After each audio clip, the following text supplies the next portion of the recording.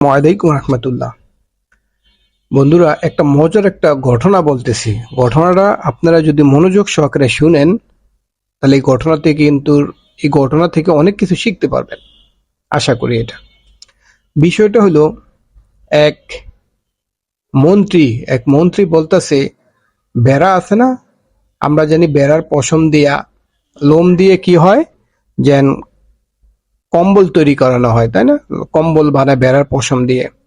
অনেক ধরেন রাজা যেহেতু ভেড়ারা শীতকালে কষ্ট পাইতেছে, ওদের পোশাক আশাক নাই, এই ঠান্ডাতে ওদের কষ্ট হইতেছে, এই জন্য রাজায় ভেড়াদেরকে বলছে যে তোমাদেরকে আমি কম্বল বানিয়ে তোমাদেরকে দিব, তোমরা এই শীত থেকে বাঁচার জন্য তোমাদেরকে আমি কম্বল দিব।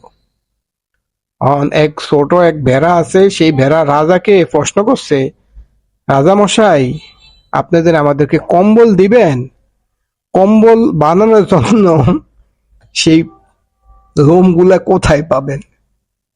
বিষয়টা হলো এটা, মানে আপনি যেন আমাদেরকে কম্বলটা দিবেন, এই কম্বলটা বানানোর জন্য যে লোম লাগবে না, এই পশমগুলো আপনি কোথায় পাবেন?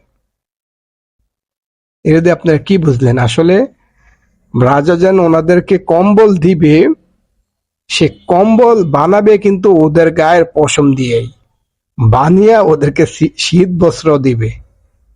হ্যাঁ, এলো আমাদের অবস্থা। এই জন্য আশা করি আপনারা সবাই বুঝবেন বিষয়টা। আল্লাহ হাফেজ। আসসালামু আলাইকুম রহমতুল্লাহ।